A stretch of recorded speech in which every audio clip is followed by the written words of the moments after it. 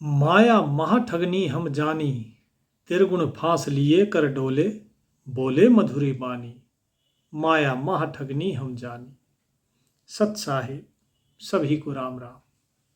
सतगुरु कबीर साहिब कबीर बीजक में बताते हैं कि जो माया है ये महाठग है और इसे हमने जाना है, पहचाना है इसको अच्छे से। कैसे? कि ये 3 गुणों की फांसी लेकर घूम रही है। 3 गुण कौन से? रजोगुण, तमोगुण, सतोगुण। ये 3 गुण हैं जिसके कारण ये व्यक्ति को फंसाती है। कैसे फंसाती है? रजोगुण से क्या? रजोगुण से ब्रह्मा को बना दिया। रजोगुण प्रधान ब्रह्मा को बनाया तो ब्रह्मा ने क्या किया? इस सृष्टि की रचना कर दी। ब्रह्मा को ही माना जाता है ना कि ब्रह्मा ही सृष्टि के रचनेहार है। तो उन्होंने इस सृष्टि के रचना करी तो माया का फैलाव बढ़ा। अब जो भी चीज ब्रह्मा जी ने बनाई इस संसार में, उन सारी चीजों में माया बैठी हुई है। प्रकृति के कण कण में कैसे माया है?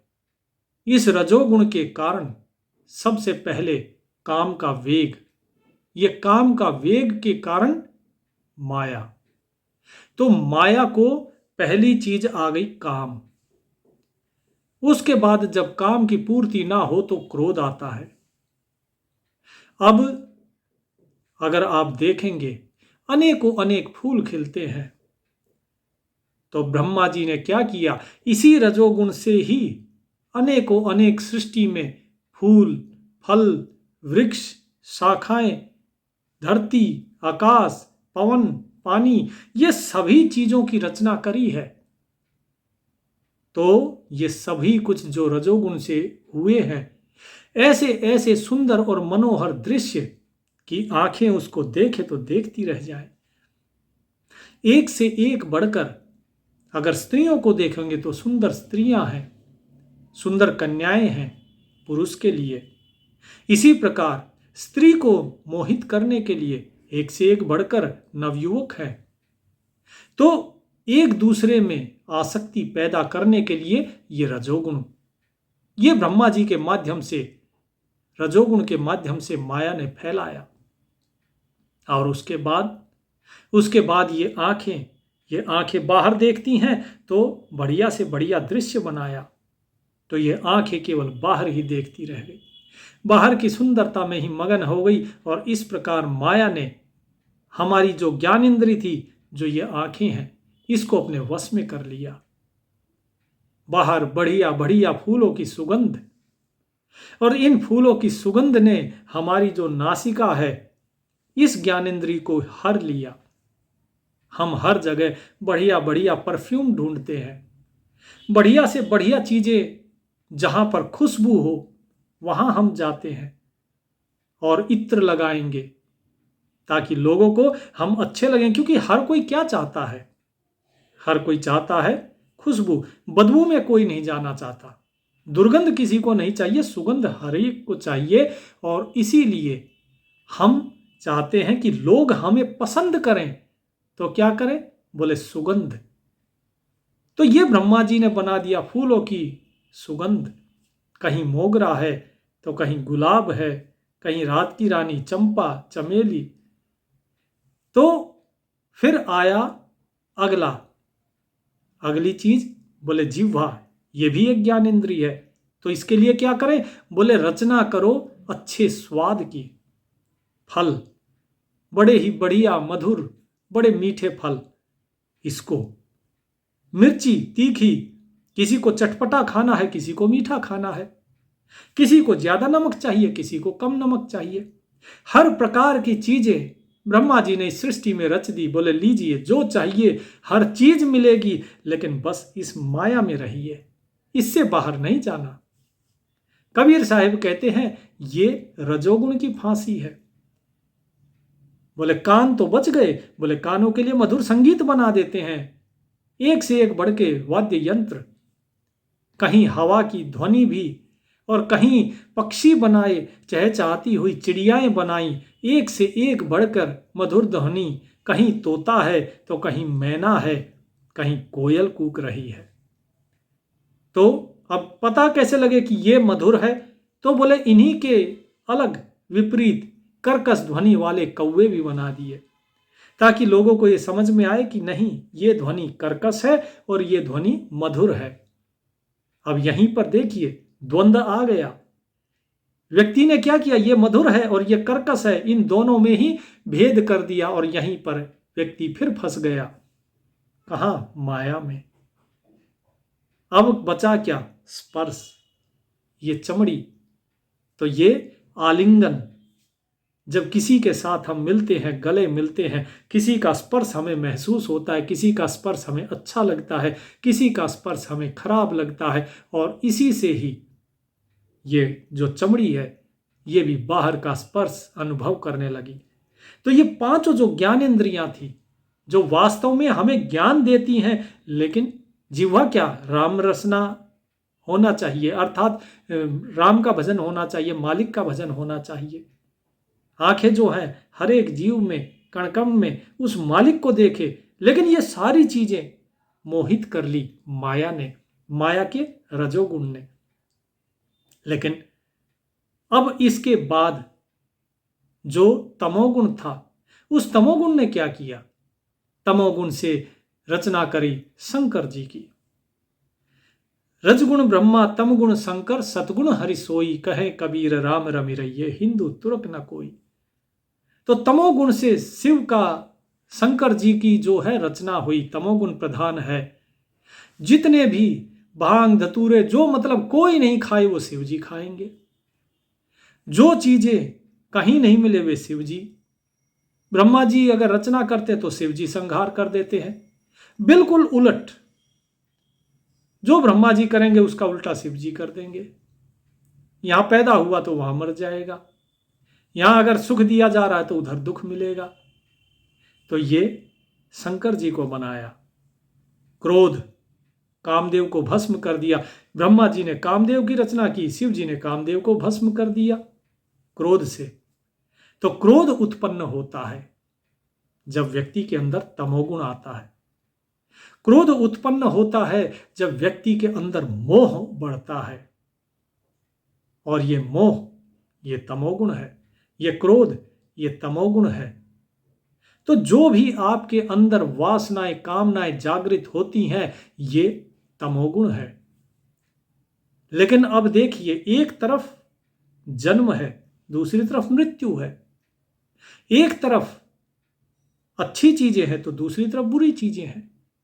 अब इन दोनों के बीच में अब जब ये हुआ कि भाई हमें तो ना इधर जाना, जो ज्ञानी व्यक्ति है, ज्ञानी व्यक्ति क्या करता है? ज्ञानी व्यक्ति समझ जाता है कि मुझे मध्य में रहना है, ना मुझे इधर जाना है ना उधर जाना है। क्योंकि एक तरफ जन्म होता है, दूसरी तरफ मृत्यु होती है, एक तरफ सुख है तो दूसरी तरफ दुख है। तो मुझे इन दोनों से परे होना है, तो मध्य में रहो।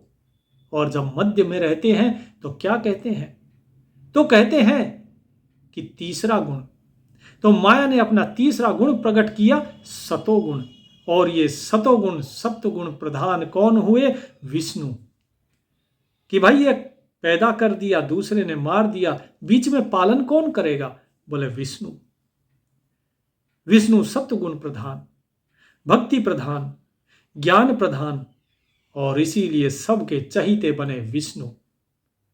क्योंकि उन्होंने सभी दैत्यों से, असुरों से बार बार अवतार लेके लोगों को बचाया।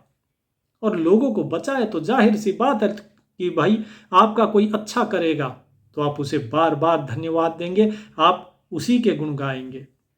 तो इसी प्रकार विष्णु जी के गुण गाने लोगों ने शुरू कर दिए और विष्णु जी बन गए सबसे बड़े भगवान। इसीलिए विष्णु जी सबसे देवों के देव बन गए।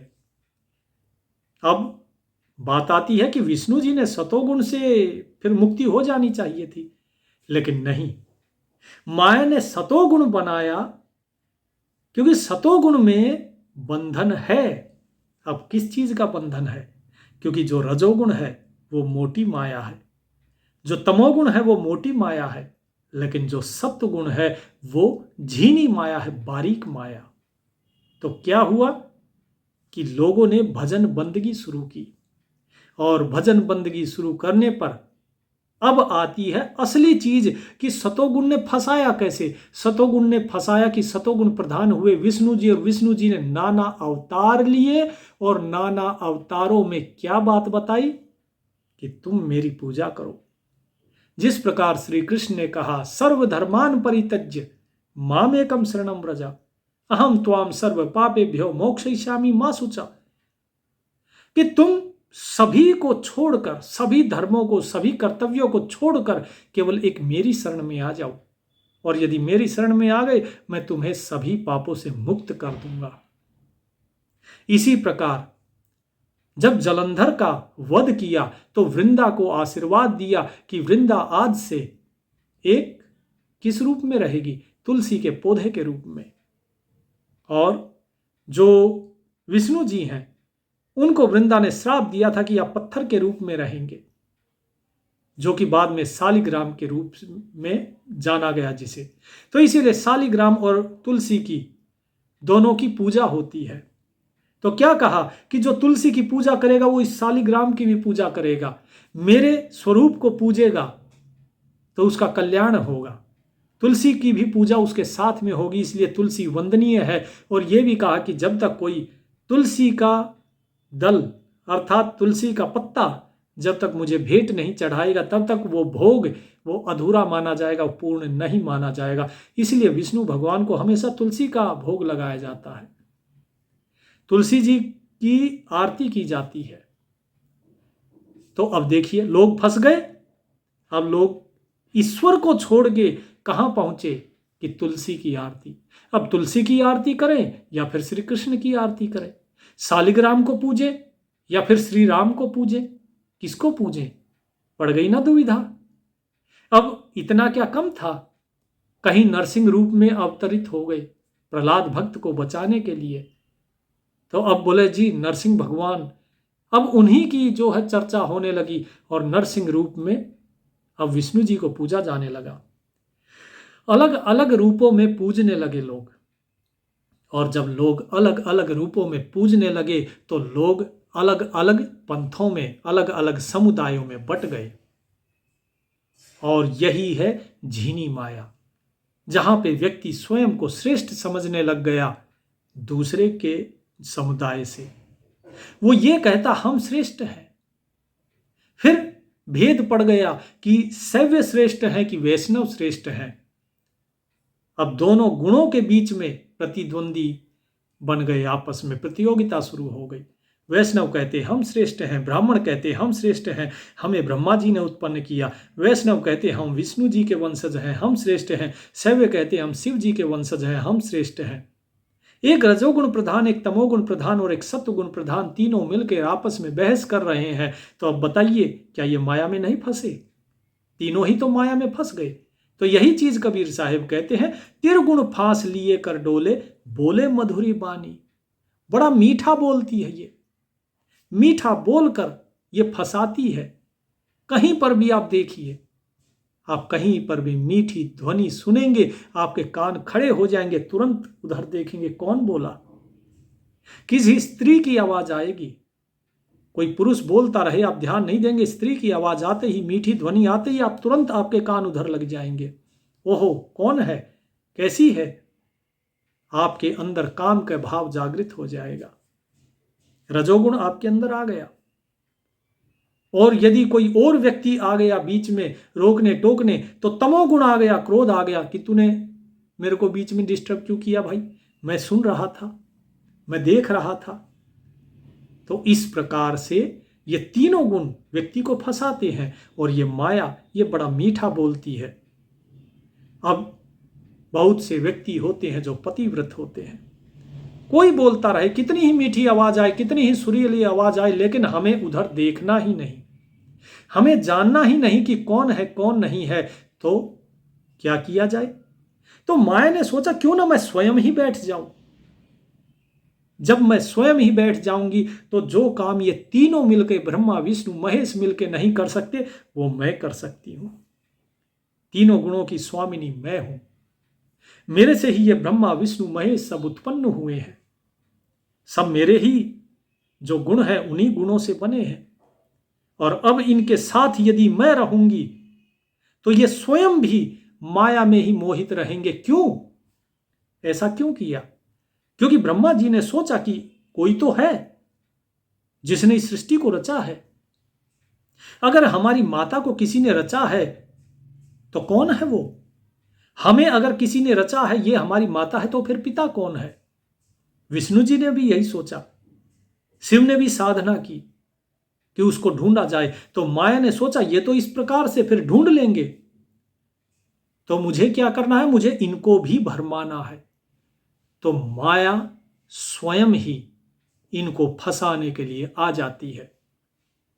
त्रिगुण फांस लिए कर डोले, बोले मधुरी बानी। फिर तीनों गुणों की फंदा इन तीनों के ऊपर भी डालती है। और कैसे डालती है? बड़ी मीठी मीठी बोलती है। कैसे? स्त्री के रूप में। माया स्त्री के रूप में आती है कि केशव के कमला होए बैठी, शिव के भवन भवानी। कि विष्णु जी के पास लक्ष्मी बनकर बैठ गई माया। विष्णु जी को पता ही नहीं, क्योंकि माया का पार कोई पाएगा तभी तो पता लगेगा। और जब तक माया का पार उन्होंने पाया तब तक तो वो मायापति बन चुके थे। लक्ष्मी जी को उन्होंने अपने पास बैठा लिया। सभी के अंदर काम जागृत किया गया। रजोगुण की प्रधानता बढ़ाई, सभी के अंदर काम जागृत किया। तो विष्णु जी के पास ये लक्ष्मी बनकर बैठ गई और शिव जी के पास ये भवानी बनकर बैठ गई। तो दोनों ही काम में फंस गए।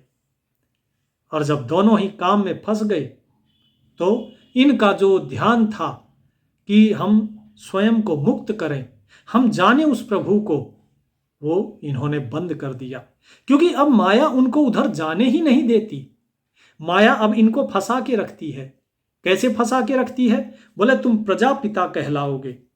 ब्रह्मा को कहा कि तुम प्रजापिता रहोगे, और विष्णु को कहा कि इस सारे संसार का भरण पोषण करने के कारण तुम ही भगवान रहोगे। इस सारे संसार का पालन पोषण करो। देखना कोई भी भक्त दुखी ना हो। किसी की भक्त की पीड़ा भरी पुकार यदि तुम्हारे कानों में पड़ती है तो उसके दुख निवारण के लिए तुम्हें तुरंत दौड़ना होगा। अब स्वयं को ठाकुर कहलाए जाने से बड़े फूल गए विष्णु जी। बोले ठीक है। और विष्णु जी अब यही ध्यान रखने लगे कि कहाँ पे कौन सा भक्त बैठा है, कौन सा भक्त मेरा सुमिरन कर रहा है, कौन सा भक्त दुखिया है, कौन सा भक्त प्रसन्न है। और जो मालिक था उसको भूल गए। शिव जी भी ध्यान में बैठे हुए थे, लेकिन शिव जी का ध्यान भी भंग कर दिया और भवानी बनकर बैठ गई। और उनको अपने मोह जाल में ऐसा फंसाया कि उसके बाद एक दिन जब त्याग किया शिव जी ने, और जब त्याग करने के बाद सती हो गई, जो भवानी थी जब वो सती हो गई, तो उसके बाद क्या हुआ? शिव जी भी बैरागियों की तरह उनकी विरह में भटकते रहे, इधर से उधर उधर से इधर। रामायण में आपने पढ़ा होगा, उनके वियोग में भटकते रहे। तो इतना मोह ग्रसित हो गए शिव जी भी। तो इतने मोह में बताइए प्रभु का सुमरन कहां से होगा? क्योंकि मन तो वहां लगा है, और जिसका मन माया में लग गया उसका मन अब प्रभु में कैसे लगेगा? तो वो भी फंस गए। और ब्रह्मा जी की तो कहे ही मत। ब्रह्मा जी के बारे में भी बता रही हैं कि ब्रह्मा के पास भी माया ही बैठी है। कहते हैं पंडा के मूरत होए बैठी, तीर्थ में भई पानी। बोले अब सब भरमा दिए, ब्रह्मा विष्णु महेश सब भरमा दिए। ब्रह्मा जी का क्या? ब्रह्मा जी के अंदर तो पहले ही रजोगुण की प्रधानता थी, और रजोगुण उनके अंदर और बढ़ा दिया। और ये स्वयं जो है सावित्री बन बैठी। और जब सावित्री बनी तो ब्रह्मा जी ने पहले इनके साथ संगम किया, फिर इनकी जो पुत्री हुई गायत्री उसके साथ संगम किया। इतना प्रधानता रजोगुण की ब्रह्मा जी के पास हो गई कि उन्हें श्राप मिला कि आज के बाद उनकी कहीं पूजा नहीं होगी।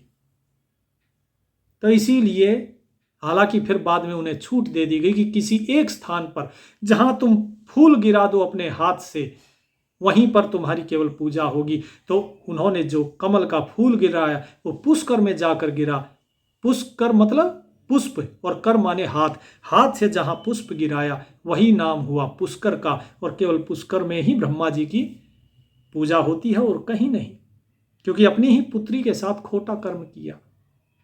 तो ये माया का प्रभाव था जिसने ब्रह्मा विष्णु महेश को भी नहीं छोड़ा। और जब ब्रह्मा विष्णु महेश स्वयं ही फंस गए तो अब क्या करें भाई।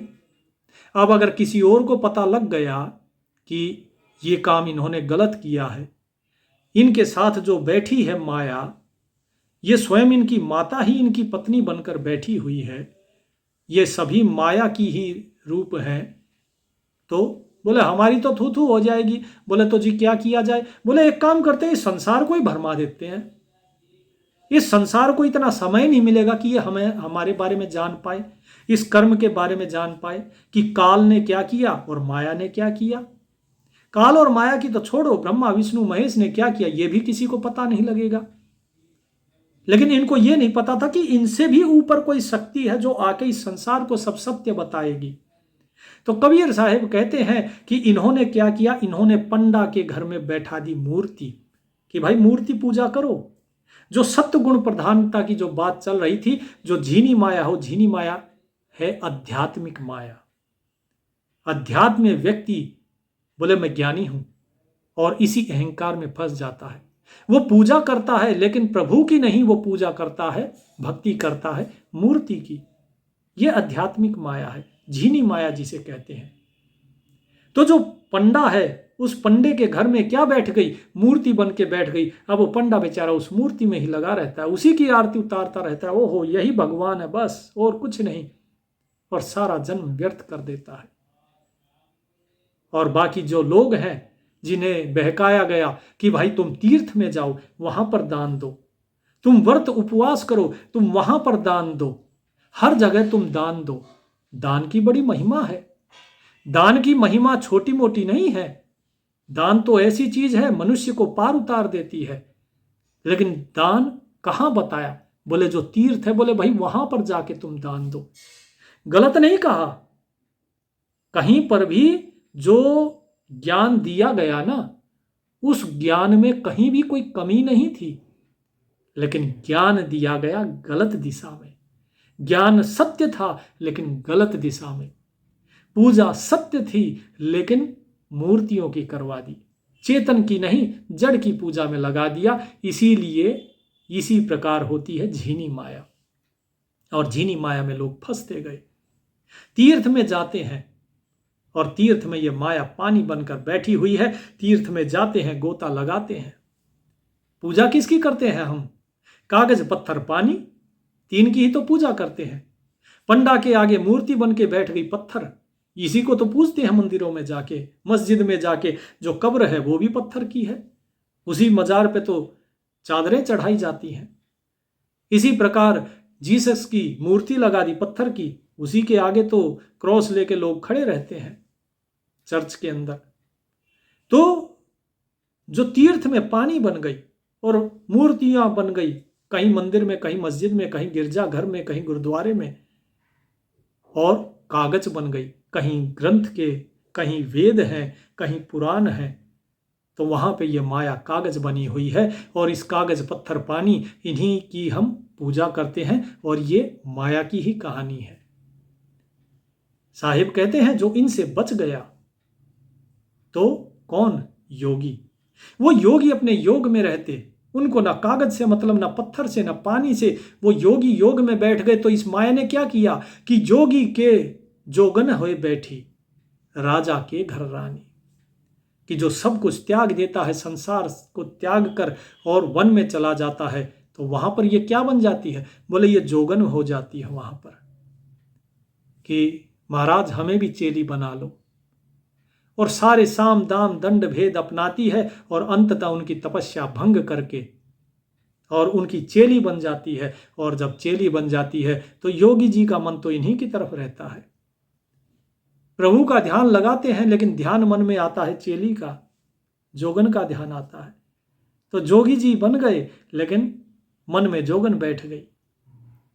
और जो राजा है उसके घर में रानी बैठ गई, जो कुछ नहीं छोड़ के गया, जो संसार में ही रहा, जो राजा बन गया, उसके घर पे ये रानी बनी हुई है। वो रानी श्रृंगार करती है 16 श्रृंगार, 9 बाहर के 7 अंदर के, सारे सब श्रृंगार जो करती है। ये सारे श्रृंगार करने के बाद फिर वो राजा के सामने खड़ी होती है और राजा फिर अपनी सारी सुध बुध भूल जाता है। तो ये चाहे राजा की कहानी ले लीजिए, चाहे एक सामान्य मनुष्य की, मनुष्य श्रृंगार क्यों नहीं करता? यदि आप श्रृंगार करते हो, यदि आप खूब क्रीम पाउडर लगाते हो, सेंट वगैरह मारते हो, किस लिए? किसी को आकर्षित करने के लिए। ठीक इसी प्रकार जो स्त्रियां श्रृंगार करती हैं वो किस लिए? आकर्षित करने के लिए। पति है उसको आकर्षित करना है, प्रेमी है उसे आकर्षित करना है। क्योंकि यदि वो आपका आकर्षण छोड़ देगा तो फिर आपकी गिनती कहां होगी? लेकिन माया ऐसा नहीं चाहती। माया तो चाहती है कि ये व्यक्ति फंसा रहे। तो बोले श्रृंगार करो। तो राजा के घर ये रानी बन के बैठ गई है, ये श्रृंगार करती है और उसे भी अपने जाल में फंसाए रहती है। क्योंकि यदि राजा वैरागी हो गया, कहीं जनक विदेह जैसा, तो सारी जनकपुरी जैसे पार उतार दी। इसी प्रकार ये संसार के राजा पूरी अपने समाज को पार उतार देंगे। क्योंकि जो राजा करेगा वो राजा प्रजा से भी करवाएगा, और जब प्रजा भी वही करेगी, सभी भक्ति में लग जाएंगे, तो फिर तो माया का जो आधिपत्य है, जो स्वामित्व है, वो समाप्त हो जाएगा। इसीलिए माया ने राजा के घर में रानी का रूप ले लिया। कहने का अर्थ यह है कि हर एक नर के साथ एक मादा बनाई गई, जिसको कि माया का रूप कहा गया है। यही माया है वास्तव में। अब इसमें जो एक भेद है, उस भेद को समझना बहुत जरूरी है। अब वो भेद क्या है? वो भेद ये है कि जो नारी बनाई गई पुरुष के साथ, जो मादा बनाई गई हर नर के साथ, तो क्या वास्तव में मादा ही केवल माया का रूप है? नहीं। यहां पर भेद की बात यह है कि जो काम की जागृति होती है, नर नारी को देखता है, या नारी जो मादा है वो नर को देखती है।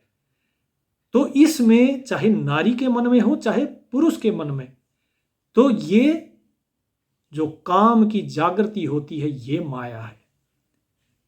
नारी सुंदरता का प्रतीक है। नारी जो सुसज्जित होती है, श्रृंगार करती है, इसलिए उस नारी को माया कहा गया है।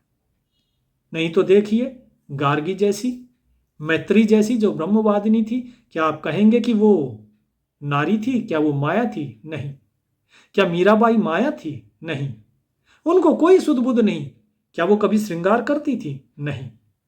तो इसीलिए वो माया नहीं। तो कहने का अर्थ ये है, यहां पर जो साहिब बताना चाहते हैं कि नारी वो है जो मनुष्य को, जो पुरुष को फंसाने का काम करती है। उस नारी की बात यहां पर कही गई है। यदि कोई स्त्री अपने पुत्र को सही रास्ते पर नहीं चलाती है, यदि उसे धर्म के मार्ग पे नहीं चलाती है, तो वो माया है। कोई पत्नी अपने पति को यदि सत्य मार्ग पे चलने से रोकती है, तो वो माया है। इसी प्रकार पुरुष भी यदि कोई पत्नी अगर भक्ति मार्ग में चलना चाहती है, तो माया उस पुरुष के रूप में बैठी हुई है। तो यही चीज साहिब यहां कहना चाह रहे हैं कि माया अर्थात आपके मन के अंदर जो वासना है वो।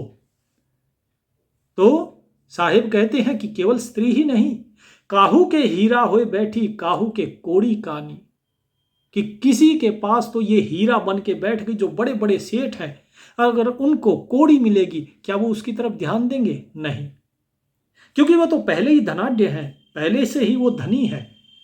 तो उनके यहां पर ये माया हीरा बन के बैठी हुई है, कीमती हीरा।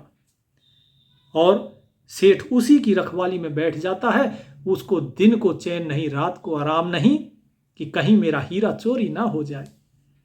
लेकिन वो अपने आत्म तत्व रूपी हीरे को भूल जाता है और इसमें लग जाता है। तो इस प्रकार ये संसार फंसा हुआ है कि अमीर कैसे फंसा और गरीब, गरीब को तो एक कौड़ी मिल जाती है, वो उस कौड़ी को भी संभाल के रखता है कि कहीं जेब में छुपा लो, कोई चोरी ना कर ले। एक एक कौड़ी कौड़ी के लिए, एक एक पैसे के लिए व्यक्ति परेशान होता है। आज के समाज में देख लो, सुबह भागना शुरू करता है, रात तक दौड़ता रहता है। उसे यही नहीं पता कि सुख किस चिड़िया का नाम है। उसे सिर्फ इतना पता है कि मैं सुबह उठता हूं, दौड़ता हूं और दौड़ता दौड़ता अभी रात को आया हूं और सुबह उठकर मुझे फिर दौड़ना है। क्यों दौड़ना है, कहां दौड़ना है, ये नहीं जानता। कमाना है, कितना कमाना है। जब आपको 10-12 हजार रुपए मिल रहे थे तब भी आपका खर्चा चल रहा है, और आज 50 हजार मिल रहे तब भी खर्चा ही चल रहा है, उससे आगे कुछ नहीं चल रहा। लेकिन वहीं आप चाहे लाख कमा लो तब भी आपका खर्चा चलता था। ये दास बैठा है, ये दास जब नौकरी करता था, खूब कमाता, तब भी केवल खर्चा ही चलता। और आज जब नौकरी छोड़ के बैठा है तो भी खर्चा बढ़िया से चल रहा है। तो ऐसा क्या है? ये सिर्फ और सिर्फ हमारी आवश्यकताएं, हमारी जरूरतें जो हैं, ये परमात्मा हमेशा पूरी करता रहता है। वो कभी किसी को भूखा जगाता है लेकिन भूखा सुलाता नहीं। जब तक कि आपने किसी के मुंह का अन्न निवाला ना छीना हो, अन्न ना छीना हो, कभी भूखे नहीं सोओगे। तो साहिब यही कहते हैं कि आप उस प्रभु पर भरोसा करो, वो आपको पेट भर के देगा, हर एक पशु पक्षी को देगा। एक मनुष्य ही कमाता है और मनुष्य ही भूखा मरता है। कभी किसी पशु पक्षी को कमाते हुए देखा है? किसी कीड़े मकोड़े को कमाते हुए देखा है? नहीं देखा। लेकिन फिर भी उन्हें भोजन मिलता है, कोई पशु पक्षी भूखा नहीं मरता। तो साहेब यही बताते हैं कि मनुष्य जो है इसके अंदर लालच है। कोई कौड़ियों का लालची है तो कोई हीरे का लालची है। अब बात आती है कि ये चलो ठीक है, इन सब चीजों को छोड़ दो। लोग बैठ गए, प्रभु के भरोसे हो गए कि अब जो करेंगे बस प्रभु ही करेंगे, हमें कुछ नहीं करना, हम प्रभु की भक्ति में बैठेंगे। तो क्या किया जाए? तो लोग भक्त बन जाते हैं। अब जब भक्त बन गए यानी वो सतोगुण प्रधान हो गए, तो यहां पर आती है अब छीनी माया। तो क्या करेंगे? बोले जी इनके पास भक्त नहीं होके बैठ जाओ। जब भक्त नहीं होके बैठ गए, अब देखिए ऐसा तो नहीं है कि केवल पुरुष का अधिकार है भक्ति के ऊपर, स्त्री का भी अधिकार है। जितना पुरुष भक्ति करता है उतना ही स्त्री भी भक्ति कर सकती है। क्या है, एक लिंग का ही तो भेद है, बाकी तो कोई भेद है ही नहीं। तो अगर दोनों भक्ति करते हैं, लेकिन बात क्या होती है, जैसे ही कोई भक्तनी आकर बैठती है, कोई सुंदर स्त्री बैठते ही, और जो भक्त होता है उस भक्त का मन डोल जाता है, उसकी भावनाएं उछलने लग जाती हैं, फंस गया माया में। तो इसीलिए साहिब ने कहा भक्तन के भक्तनी होए बैठी, और ब्रह्मा के ब्रह्माणी, और ब्रह्मा जी के पास ये ब्रह्माणी बन के बैठी हुई है। तो ब्रह्मा जी कहाँ बचे हुए, कहाँ विष्णु जी बचे हुए, कहाँ शिव जी बचे हुए? कोई नहीं बचा हुआ, सभी फंसे हुए हैं। ब्रह्मा जी की तो बात आपको बता ही दी, इन्होंने क्या क्या खोटा किया। वही ब्रह्मा जी ये ब्रह्माणी जिनको सावित्री बताया भी। तो साहिब कहते हैं, कहें कबीर सुनो भय संतो, ये सब अकथ कहानी, कि ये वो कहानी है जो कभी किसी को बताई ही नहीं गई। ये सब कुछ माया की ही है, माया से बाहर नहीं है। आपको ये लगता है कि आप माया से बच जाओगे? नहीं। जो व्यक्ति ये सोचता है कि माया से बच जाए वो सबसे बड़ा मूर्ख है। जो लोग ये सोचते हैं कि हम माया को छोड़कर भाग जाएंगे वो मूर्ख हैं। माया को छोड़कर भागना सहज नहीं, सरल नहीं, बल्कि कहिए असंभव है। क्योंकि जब तक शरीर है तब तक माया रहेगी ही रहेगी। हाँ, लेकिन एक भेद है। भेद क्या है? कि जो संसारी है वो माया के दास हैं, और जो ज्ञानी है, जो संत है, माया उनकी दासी है। माया दोनों के पास है, लेकिन एक की दासी बनी हुई है, दूसरे की स्वामिनी बनी हुई है। तो कबीर साहब कहते हैं कि संतो, ये सब बड़ी ही अकथ कहानी है, ये इतनी आसानी से समझ में नहीं आती है। अब इस माया से फिर मुक्त कैसे हो? क्योंकि कबीर साहब तो बार बार कहते हैं कि भाई माया को त्यागो, लेकिन एक शब्द में साहिब ये भी कहते हैं, साधो माया तजी न जाए, कि ये माया को जो है त्यागा नहीं जा सकता है। लोग क्या करते हैं, लोग इस माया को त्याग कर वन में चले जाते हैं। कुछ दिन पहले ही मैंने आपको एक शब्द जो डाला था सत्संग में ही, कि साधो संतो माया तजी न जाए, कि घर के अपने लड़के को छोड़कर क्या करते हैं, बोले जंगल चले गए। तो यहां पर घर था, वहां आश्रम बना लिया, डेरा बना लिया, फर्क क्या रहा? घर तो फिर भी घर रहा, बस घर बदल गया। अपने बच्चे को छोड़ के और तुम जो है दूसरे के बच्चे को अपना लिया, बोले ये मेरा चेला है। भाई संतान तो है, अकेले तो तुम फिर भी नहीं रहे। पहले घर में बना बनाया भोजन खाते थे, अपने घर का अपनी मेहनत का खाते थे, अब तुमने दूसरों की मेहनत का मांगना शुरू कर दिया। तो क्या माया त्यागी गई उससे? लोग सोचते हैं कि यहां से भागकर हम माया त्याग देंगे। इस संसार से ना कोई भाग पाया है और ना ही कोई इस माया से लड़ पाया है। तो ना ही इस माया से लड़कर जीता जा सकता है, ना ही इस माया से भागकर इससे पीछा छुड़ाया जा सकता है। क्योंकि साहिब ने बिल्कुल स्पष्ट कहा, माया छाया एक सी बिरला जाने कोय, भागत के पीछे लगे सन्मुख आगे सोए। कि ये माया और ये जैसे आपकी परछाई है, आपकी छाया और ये माया दोनों का एक ही स्वभाव है कि यदि आप इनसे पीछा छुड़ा के भागोगे तो जैसे जैसे आप भागोगे आपकी परछाई आपके साथ साथ भागेगी। वो कभी आपसे दूर नहीं रहती, आप उससे एक कदम भी आगे नहीं निकल सकते। वो परछाई जितनी दूर थी उतनी ही, जितनी लंबी थी उतनी ही लंबी रहती है, आपके पीछे पीछे भागती रहेगी। और इसी प्रकार माया है, आप जितना इससे दूर भागोगे ये माया उतनी ही आपके साथ साथ भागेगी। क्योंकि माया बाहर तो है ही नहीं, माया तो आपके अंदर है, और जब आपके अंदर है तो जहां जहां आप जाओगे माया आपके साथ साथ जाएगी। तो इस माया से पीछा नहीं छुड़ाया जा सकता। अगर आप इस माया को प्राप्त करने के लिए भागोगे तो ये माया आगे आगे भाग लेती है। जिस प्रकार आप अपनी परछाई की तरफ भागोगे तो वो आगे आगे भाग लेती है, लेकिन माया से मुक्ति नहीं है। तो फिर क्यों कहते हैं साहिब बार बार कि माया से मुक्ति, माया से मुक्ति, माया से मुक्त होना है? कैसे हुआ जाएगा माया से मुक्त? क्या लड़के? नहीं, लड़के नहीं हो सकते, क्योंकि आप भाग के उससे पीछा नहीं छुड़ा सकते। जैसे जेल में बंद कैदी अगर बाहर निकलने की कोशिश करेंगे तो क्या किया जाएगा? उनको पकड़ के और फिर जेल में डाला जाएगा, ऊपर से कुटाई होगी, वो अलग, वो बोनस में। तो ऐसे नहीं होता। फिर माया से मुक्त कैसे हुआ जाए ये जानते हैं अगले भाग में, कि मुक्ति माया से होती कैसे है। क्योंकि ना त्यागने से होती ना भागने से होती, लेकिन मुक्ति तो होती है। कैसे होती है? लोग कहेंगे ज्ञान से होती है। कौन से ज्ञान से होती है? और यदि ज्ञान से ही मुक्ति होती तो रावण क्यों नहीं मुक्त हो गया? तो क्या ज्ञान से मुक्ति हो जाएगी? ध्यान से मुक्ति होती है तो फिर सुखदेव जी क्यों नहीं मुक्त हो गए? तो ऐसे बड़े बड़े किस्से हैं जो लोग मुक्त नहीं हुए, चाहे कितने बड़े ज्ञानी हो, ध्यानी हो। लेकिन फिर भी कबीर साहिब कहते हैं कि माया को तो त्यागना पड़ेगा। लेकिन फिर शब्द में ये भी कह देते हैं, संतो माया तजी न जाए। माया को नहीं त्याग सकते, लेकिन ना त्यागते हुए भी उसे त्यागा जाता है। वो त्यागी जाती है, अपने आप ही त्यागी जाती है। और कैसे त्यागी जाती है?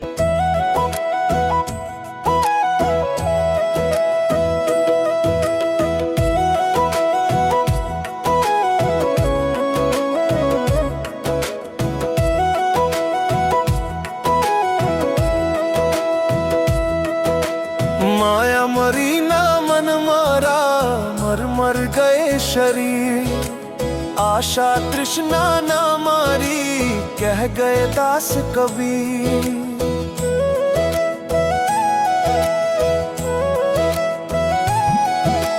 ठगनी सबको ठगत है, नैन रही मटकाए।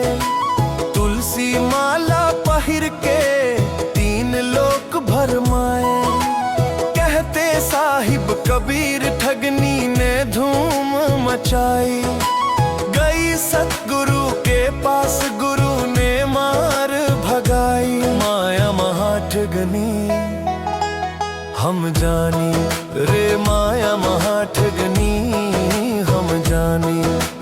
तिरगुन फांसी लिए कर डोले, तिरगुन फांसी लिए कर डोले। बोले मधुरी बानी हो माया महाठगनी हम जानी। अरे माया महाठगनी हम जानी।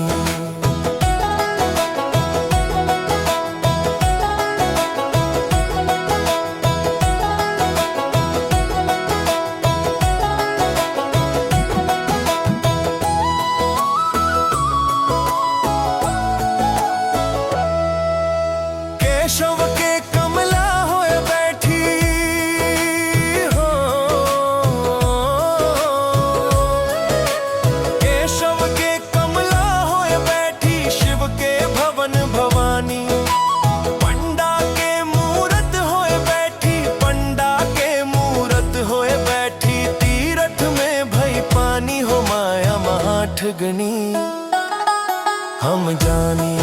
अरे माया महाठगनी हम जानी।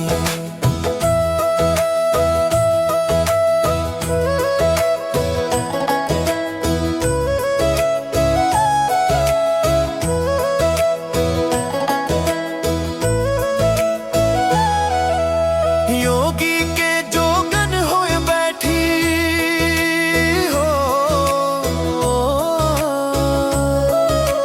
योगी के जोगन होए बैठी। राजा के घर रानी, काहू के हीरा होए बैठी, काहू के हीरा होए बैठी। काहू के कौड़ी कानी हो माया महाठगनी हम जानी। अरे माया महाठगनी हम जानी।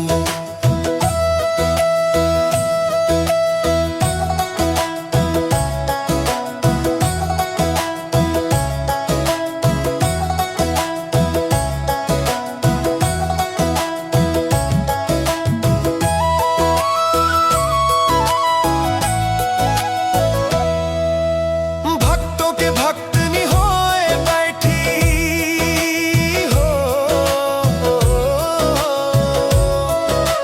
भक्तों के भक्तनी होए बैठी। ब्रह्मा के ब्रह्मानी, कहत कबीर सुनो भाई साधो, कहत कबीर सुनो भाई साधो। ये सब अकट कहानी हो माया महाठगनी।